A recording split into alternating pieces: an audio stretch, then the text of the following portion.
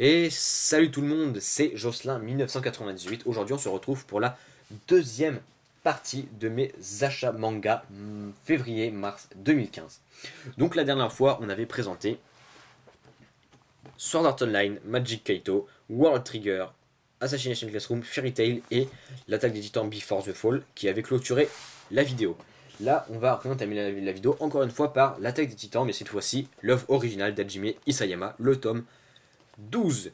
Donc, dans le tome 11, on avait découvert la véritable identité et l'origine de. Enfin, l'origine, c'est encore un grand mot, mais on avait découvert une grosse partie de l'origine du titan colossal et du titan cuirassé, qui avait par la suite enlevé Eren et un autre humain, dont je ne citerai pas le nom. Et le bataillon d'exploration s'était lancé à leur poursuite.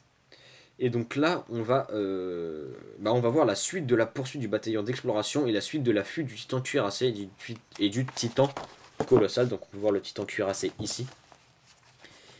Et donc la suite de leur fuite avec surtout une bonne tripotée de titans qui vont venir les emmerder. Et ça va être bien galère pour eux de fuir. Donc on va voir la suite du combat et surtout Eren qui va, si je ne me trompe pas, finalement prendre part au combat d'une manière assez intrigante et spéciale que je ne citerai pas. Donc le tome est assez rapide à résumer, il n'y a pas de... Enfin pas de souvenir, j'ai pas le souvenir qu'il y ait de grosses découvertes. Ils approfondissent juste des personnages qui je pense seront très importantes pour l'intrigue à venir. Ensuite, Seven Deadly Sins, tome 7. Un excellent tome à la fin, donc dans les tomes 5 et 6, les Seven Deadly Sins, je pense que c'est plus quasiment que dans le tome 6. Les Seven Deadly Sins, donc enfin le peu de Seven Deadly Sins qu'on connaissait, s'était lancé plutôt euh, dans un tournoi, voilà je cherchais le mot, dans un tournoi auquel ils avaient participé pour regagner une des reliques qui appartenait jadis aux Seven Deadly Sins, enfin un Seven Deadly Sins, je ne dirais pas lequel. Et les chevaliers sacrés avaient, avec une nouvelle arme un peu spéciale, attaqué le tournoi sans prendre compte des dégâts collatéraux, des victimes innocentes qu'ils auraient pu faire, seulement et uniquement pour pouvoir terrasser et éradiquer les Seven Deadly Sins. Donc dans ce tome va s'en suivre un combat entre les Seven Deadly Sins et les Chevaliers Sacrés, avec, comme vous pouvez le constater, donc ça va être un combat surtout entre Elbraham, donc on va découvrir dans ce tome, et Meliodas. Meliodas qui, comme vous pouvez le voir, va se battre d'une manière un peu spéciale qui va nous faire découvrir pas mal de choses sur lui.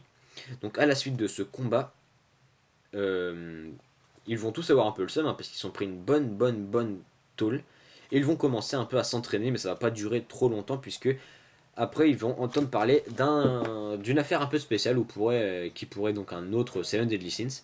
Et ils vont donc se rendre sur place et on va retrouver un nouveau Seven Deadly Sins, je ne vous dirai pas qui, comment, pourquoi, mais on va en retrouver un nouveau, enfin on va le voir rapidement, il sera surtout développé je pense dans le tome 8. Darwin's Game, tome 4. Dans ce tome 4, il va y avoir la fin du combat entre, entre un personnage dont j'ai oublié le nom, Kaname. Voilà, un combat entre Kaname et le jardinier. Donc fin de ce suite et fin du combat entre Kaname et le jardinier. Et surtout, de nouvelles alliances vont se former. Puis Kaname va recevoir un appel à l'aide d'un joueur, dont je ne citerai pas encore une fois le nom pour ne pas spoiler.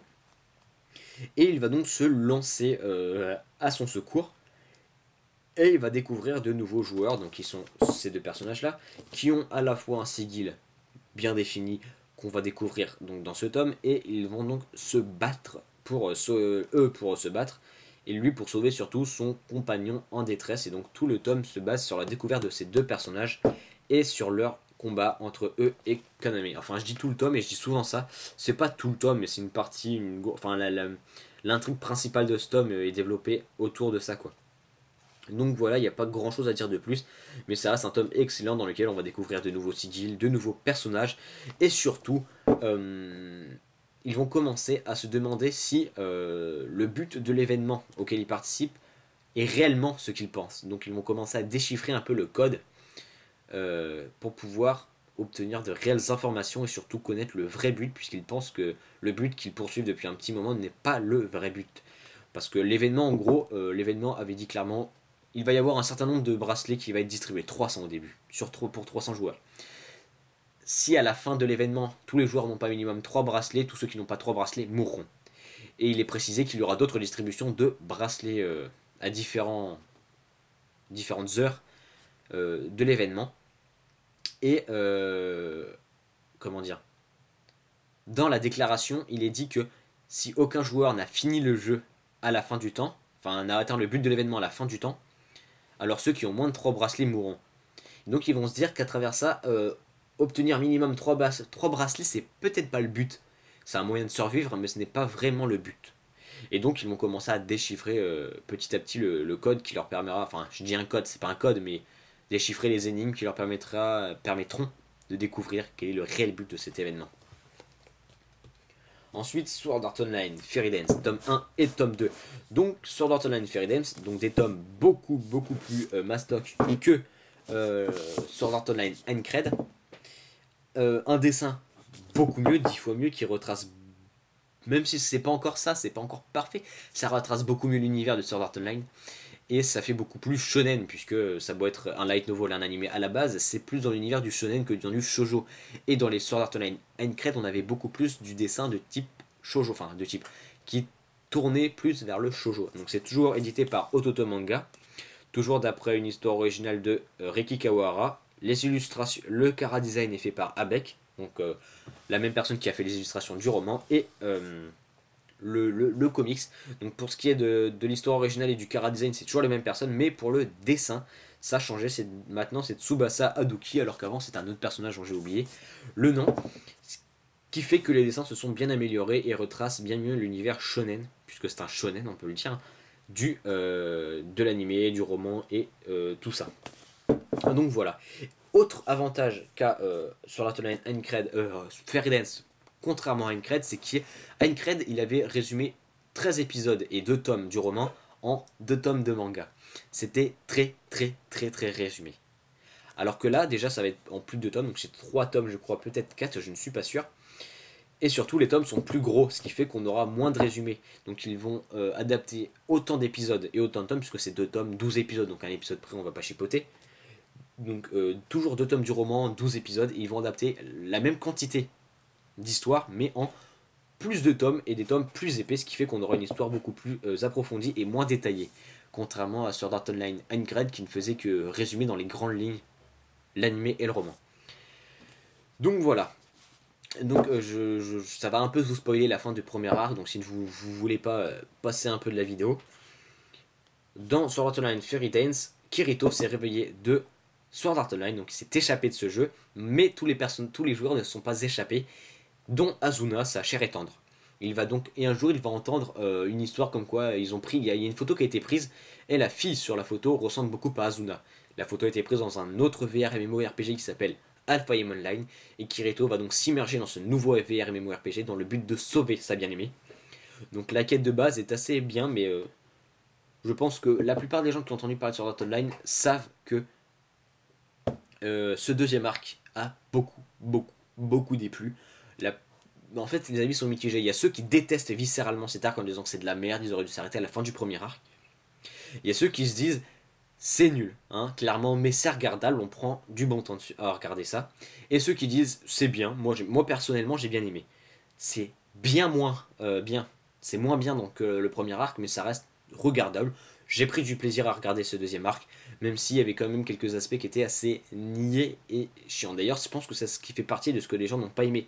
L'univers est beaucoup plus niais, la tension du risque de mort dans le premier arc a disparu totalement.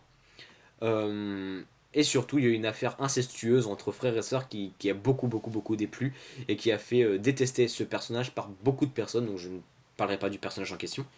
Mais sinon, dans l'ensemble, la quête de base est tout à fait louable. Il veut sauver sa bien-aimée. On a des combats, on a à la fin de l'arc, donc je vous raconterai pas ce qui se passe, mais on a une espèce de tentative de remettre un peu de tension, même si ça marche pas tellement bien. Mais la plupart des gens donc, ont jugé cet arc que par rapport à ses défauts et non par rapport à ses points positifs. Alors que l'arc a de plus en plus de points positifs, ne serait-ce que dans le manga, hein, que je vous l'ai dit. Hein. La qualité de l'histoire qui est moins résumée, le dessin qui est bien mieux, que du positif, malgré donc les défauts de l'histoire que les gens critiquent beaucoup.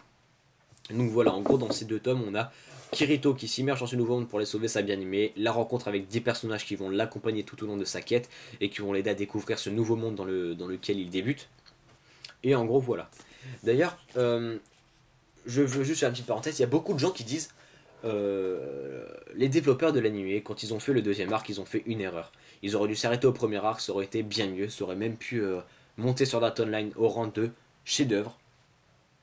Beaucoup de gens considèrent que c'était du remplissage, que c'était seulement pour sortir de la thune.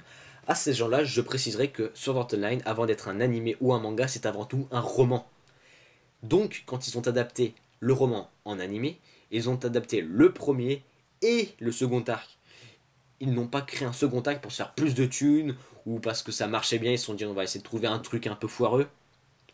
Ils ont adapté, fidèlement ou non, je n'en sais rien, j'ai pas encore lu, mais ils ont adapté un roman. Donc ne dites pas que le deuxième arc n'aurait jamais dû exister, puisque ceux qui ont fait l'anime, ils ont seulement adapté un roman. Et le roman a bien marché. Je sais pas, j'ai jamais lu des critiques par rapport à ça, mais j'ai l'impression que ça a beaucoup plus choqué dans l'anime que dans le roman. Après, je ne pourrais pas vous parler des différences entre l'anime et le roman, puisque je n'ai pas lu le roman. Enfin, voilà, fin de la parenthèse. Ensuite, Red Eighth World, tome 4. Donc Red Ice World Akame ga Kill. Donc pour ceux qui se souviennent de l'univers de Red Ice World, c'est un personnage qui va quitter son village, le personnage qui s'appelle Tatsumi. Il va quitter son village pour pouvoir aller à la capitale, faire fortune et sauver son village de la pauvreté qui est inondé de dettes quant aux impôts parce qu'ils sont appauvris par les impôts hors normes, exponentiels. Non, c'est pas le bon terme. Enfin, d'énormes impôts complètement abusés qui a appauvri le village, donc il décide d'aller à la capitale pour devenir soldat, se faire de l'argent et pour pouvoir aider son village à vivre dans de meilleures conditions. Arrivé à la capitale, il va se rendre compte que beaucoup de gens sont corrompus, que les véritables monstres, ce ne sont pas les bêtes qui rôdent dans les bois et ailleurs, mais ce sont surtout les gens qui sont corrompus jusqu'à la moelle et qui prennent du plaisir à faire du mal aux gens, que ce soit psychologiquement, physiquement ou de toute autre manière. Et donc il va rejoindre un groupe d'assassins qui s'appelle les Night Raid. Lui, il considère que l'objectif est louable. Hein. L'objectif est louable, même le Night Raid l'admet. Mais le Night Raid se considère avant tout comme des assassins. Donc il considère qu'ils ne font pas partie de la justice ou quoi que ce soit, qu'ils ne font pas partie du bon côté. Mais Tatsumi rejoint les Night Raid en considérant qu'il rejoint le bon côté, le côté de la justice. Car les Night Raid, eux, ce qu'ils font, c'est qu'ils assassinent les gens corrompus, les gens hauts dans la société qui font que le royaume plonge dans la corruption et les ténèbres. Et ils font surtout ça pour aider l'armée révolutionnaire à faire son coup d'état et à créer un monde avec une société juste et pas corrompue. Et donc dans ce tome, S-Desk, donc qui est puisque c'est cette femme, une générale de l'armée, le grand général qui a décimé comment ça s'appelle, des armées entières d'indigènes ou d'autres royaumes qui étaient venus conquérir le leur, va être de retour à la capitale parce qu'elle est envoyée pour tout simplement détruire le Night Raid. Pour cela, elle va créer une petite unité d'élite fait à partir de personnes qu'elle a choisies et qui ont surtout la particularité de pouvoir manier des armes impériales. Et d'ailleurs, je viens de me rendre compte que j'ai oublié de vous parler du début du tome. Non, non, non, même pas, non, c'est la fin du tome précédent, je suis complètement désolé. Donc voilà, on va voir la petite unité de SDS se former et surtout ils vont dire, enfin ils ont une arme impériale en rab et ils vont décider d'essayer de l'attribuer à quelqu'un. À travers ça, ils vont donc créer un tournoi. Et autre chose, c'est qu'on va apprendre qu'SDS, elle revient à la capitale pour sa mission et tout, mais surtout qu'elle a un but particulier, c'est de trouver l'amour. Ce qui est assez bizarre, vu la personnalité du personnage, mais elle veut trouver l'amour. Et à l'issue de ce tournoi, auquel vont participer certains membres du Night Raid, elle va, entre guillemets, trouver une personne qui pourra peut-être combler ce manque émotionnel. Et donc, on va voir toute une petite histoire, surtout l'évolution. En fait, c'est tout un tome où on va découvrir l'équipe formée par SDS qui s'appelle les Jäger. Jäger qui signifie donc chasseur en allemand si je ne me trompe pas. Jäger qui utilise beaucoup de par exemple l'attaque des titans. Jäger c'est le nom de famille d'Eren. Donc Eren qui se deviendra un chasseur de titans. Et c'est aussi utilisé dans le film mince. Comment s'appelle ce film? Pacific Rim. Les Jaegers, ce sont le nom des robots dans lesquels ils combattent les monstres que j'ai oublié le nom dont ils avaient été affublés. Mais bon, c'est pas important, c'était une parenthèse que je voulais faire pour exposer ma science. Voilà. Ensuite, Hunter x Hunter, tome 1 et tome 2. Hunter x Hunter, j'ai beaucoup regardé l'animé 2011. Donc j'ai pas regardé le premier animé, j'ai découvert ça cette année. Enfin, je connaissais depuis un petit moment et je n'étais pas très motivé à regarder. Puis j'ai regardé l'animé qui fait 140 épisodes et quelques. Mais j'ai pas eu le courage de le finir et donc je me suis dit pourquoi je m'achèterais pas les tomes. Comme ça, je pourrais lire les tomes petit à petit, ça me permettra d'en ingérer moins d'un coup et de ne pas me lasser. Et j'adore cette histoire. Franchement, je dirais pas que je suis un fan qui suit depuis ses débuts, parce que j'ai pas regardé le premier animé, j'ai regardé absolument aucun film. D'ailleurs, je me dis que je vais peut-être les regarder, les films. Je ne finirai sans doute pas l'animé, mais je regarderai sans doute quelques épisodes quand j'aurai bien avancé dans le manga. Enfin voilà, tome 1 et tome 2. Donc Hunter x Hunter, écrit par Yoshihiro Togashi, qui comptabilise 38 tomes ou 32 tomes, je ne sais plus, l'un des deux, qui est en pause, qui a été de nombreuses fois en pause, puisque l'auteur a fait énormément de pauses quant à sa santé. Je crois qu'il a des problèmes de santé ou des problèmes psychologiques, je ne me suis pas renseigné, je n'en sais absolument rien. Et c'est donc édité chez Kana en France depuis de longues années, depuis 90... Non, depuis je sais pas, 98, là il y a une date c'est 98, donc le manga a été publié à partir de 98, mais là j'ai une date c'est 2013, donc j'ai... Ah non c'est édité depuis 2000, et là j'ai une réédition de 2013, voilà. Enfin, on s'en fout. Hunter x Hunter c'est l'histoire de ce personnage, Gon, qui vit sur une île avec sa tante, sa grand-mère, et qui a pour but de devenir Hunter. Un Hunter c'est quoi? C'est un rôle qu'on donne à une personne après avoir effectué un examen juste impossible à réussir. Et donc à partir de cette licence, il peut se faire énormément d'argent. Et le hunter, en gros, c'est quelqu'un qui va protéger les humains des monstres qui vivent dans la forêt, qui va protéger les espèces en voie de disparition, retrouver des sites historiques et les restaurer, qui va faire de grandes découvertes. Enfin voilà, c'est un hunter, c'est quelqu'un qui... C'est l'élite, on va dire, de l'humanité. Et il veut devenir un hunter, donc il va participer à l'examen. Pourquoi veut-il devenir hunter? Parce que son père l'a, entre guillemets, abandonné dans le but de devenir hunter. Et donc il se pose la question, qu'est-ce que c'est qu'un hunter? À quel point être hunter ça peut être bien au point de vouloir abandonner son fils pour pouvoir devenir hunter? Et c'est à travers cette question qu'il se pose qu'il va se fixer pour objectif devenir hunter. Et donc dans ce tome il va se lancer dans l'examen. Donc on va voir son voyage jusqu'au lieu de l'examen, toutes les épreuves qu'il va passer. Donc l'examen n'est pas fini à la fin du tome 2, il est toujours en cours. C'est un gros examen en plusieurs étapes. Donc dans les tomes 1 et 2, on a trois phases. Donc on a les trois premières phases, enfin la troisième phase qui est entamée mais pas finie dans le tome 2. Donc voilà, je vous montre les deux tomes rapidement. Et donc il va surtout se faire des amis. Donc on a ces deux personnages là. Leolio et Kurapika, qui ont eux aussi des raisons bien définies de devenir Hunter, que je ne citerai pas, et un autre personnage qui s'appelle Kirua, ou Kirua en français, hein, qui veut aussi devenir Hunter pour des raisons que je ne vous citerai pas non plus. Donc on ne le voit pas dedans. Et donc dans ces deux tomes, on va voir seulement l'examen, en gros. Mais quand je dis seulement l'examen, je ne devrais pas dire seulement, parce que c'est un examen extrêmement compliqué. Et disons que un examen aussi compliqué, aussi dur, aussi hard, ça peut pas se résumer en deux tomes. Parce que quand on voit ne serait-ce que la première phase, ça paraît simple à regarder. Mais quand on y pense psychologiquement et physiquement, c'est tellement abominable. Et la deuxième phase qui paraît beaucoup plus simple, quand on voit les examinateurs, on se dit oh putain sa mère comment ça va se passer. Et la troisième phase aussi part sur les trois phases part sur une épreuve simple entre guillemets. Quand on voit le principe de l'épreuve, on se dit c'est pas compliqué. Mais quand on voit comment elle est tournée par l'auteur, comment elle est tournée par les examinateurs, par les hunters professionnels, tu te dis putain qu'est-ce que ça va être hard pour eux de le réussir. Et donc on va voir les trois premières phases, enfin 2 phases et demie, et on va comprendre à quel point c'est chier de devenir hunter. Après, je dois vous avouer que j'étais un tout petit peu déçu quand j'ai vu les épreuves, parce qu'en fait c'est souvent comme ça dans les mangas. C'est pareil par exemple dans One Piece. One Piece, On vous vend la route de tous les périls, ou Grand Line selon le manga, l'animé. On vous le vend comme la mer la plus dangereuse du monde, et quand on est dedans, ça reste super bien. Mais on se dit qu'on nous a vendu un truc hardcore, où tout le monde meurt, où c'est super dur de naviguer dedans. Et finalement, bah en fait, c'est pas si hard que ça. Et donc, les épreuves sont hardcore. Hein. Je vous explique, elles sont putain de hardcore là-dedans. Mais disons qu'on nous a vendu un truc, je m'attendais à pire. Mais, ça reste vraiment un excellent manga que je vous conseille, même si je pense que beaucoup de fans de manga le comptent déjà parmi leurs œuvres lues ou vues, ou même les deux. Enfin, voilà.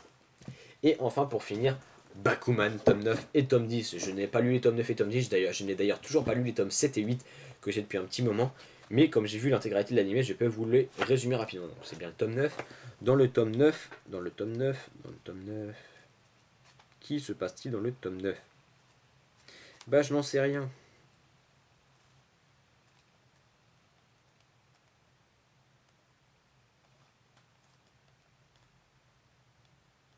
Ah si, on a l'évolution de l'histoire d'amour entre Takagi Akito et Kaya. Je crois qu'elle s'appelle Kaya. Ça fait longtemps que j'ai pas lu ça, faudrait que je m'y remette. En fait, on me les a offerts, je ne les ai pas encore lus. J'ai 4 tomes de retard, faudrait que je les. Mais surtout que Bakuman, c'est la particularité d'être très long à lire. C'est pas plus gros, plus épais que d'autres tomes, mais c'est beaucoup plus dense. Je vous cherche le nom de ce personnage. Elle est là. Kaya Miyoshi, je le savais. C'est vraiment dense, très dense. Hein. Il y a beaucoup de pages, mais surtout beaucoup d'écriture par page. Et pourtant, ça paraît pas plus épais que d'autres mangas. Hein. Comparé par exemple à Sword Art Online, c'est beaucoup moins épais. Attendez, je vais vous montrer la comparaison. On voit quand même, c'est plus petit et moins épais, et pourtant c'est 10 fois plus long à lire parce que c'est beaucoup plus dense, il y a plus d'écriture, c'est barbare. Donc on a l'évolution de l'histoire d'amour qui va aboutir à certaines choses entre Tagaki et Kaya, et on va surtout avoir la continuation, non ça se dit pas, enfin l'évolution donc de la carrière de Hashirogi Muto en tant que mangaka. Ils vont continuer donc le manga qu'ils avaient entamé, ils vont se fixer des buts. Et donc dans le tome 10, je vous le résume très peu, hein, mais c'est parce que dans le tome 10, il se focalise plus sur les autres mangas, enfin ce que je vois, ce qui fait qu'on a l'évolution et l'aboutissement de mangas d'autres personnages, comme un personnage qui s'appelle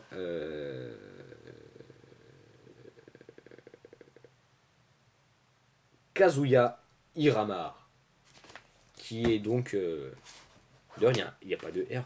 Attends, non, bah ils mettent un R quand même, bon. Qui est un autre mangaka. Et donc voilà, dans ces deux tomes, on a ça. Donc c'est très rapidement résumé parce que je ne les ai pas lus et je m'en excuse.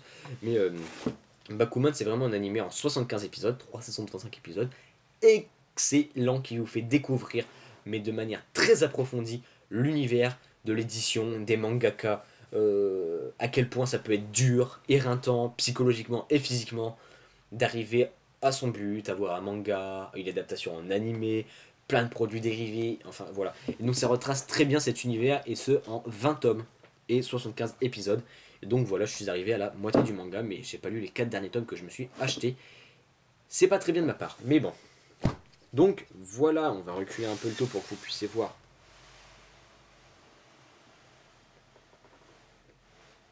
Voilà, l'intégralité donc de mes achats de ce mois-ci. Donc nous avons, rapide résumé, Sword Art Online, le roman, tome 1. Magic Kaito, les 3 premiers tomes. World Trigger, le tome 4. Assassination Classroom, tome 7. Fairy Tail, tome 43. L'attaque des titans Before the Fall, tome 3. L'attaque des titans, tome 12. Seven Deadly Sins, tome 7. Darwin's Game, tome 4.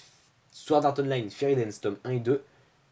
Red Eye Sword, tome 4. Hunter x Hunter, tome 1 et 2. Et Bakuman, tome 9 et 10. Je tiens encore une fois à m'excuser pour ne pas avoir sorti la vidéo février 2015 plus tôt. Donc là, vous aurez mars 2015 d'une traite. La prochaine fois, donc je penserai à faire une vidéo pour avril 2015 surtout.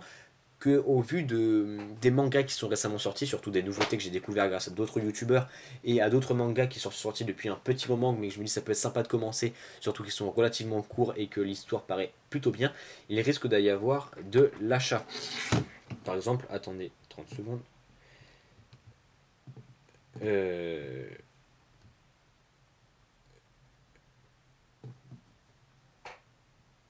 donc, planning. En avril, on a déjà 1, 2, 3, 4, 5, 6 tomes qui vont sortir par rapport aux séries que je possède déjà, plus minimum 4 tomes par rapport à des séries que je pense commencer. Donc ça va faire plutôt pas mal. Donc voilà, sur ce, j'espère que cette vidéo et ces deux vidéos vous ont plu. Si c'est le cas, n'hésitez pas à laisser un pouce vert sur celle-là et l'autre vidéo. Des commentaires sur les deux vidéos encore une fois. Vous pouvez aussi vous abonner à la chaîne, regarder toutes nos autres vidéos, sachant qu'il y en a un nombre assez important, même si on ne fait plus trop de vidéos récemment. Et moi, sur ce, je vous dis à plus pour une prochaine vidéo sur mes achats manga ou autres, si le courage me prend de reprendre des vidéos plus régulièrement sur la chaîne. Sur ce, je vous dis salut tout le monde, c'était Jocelyn1998 pour Retro Station.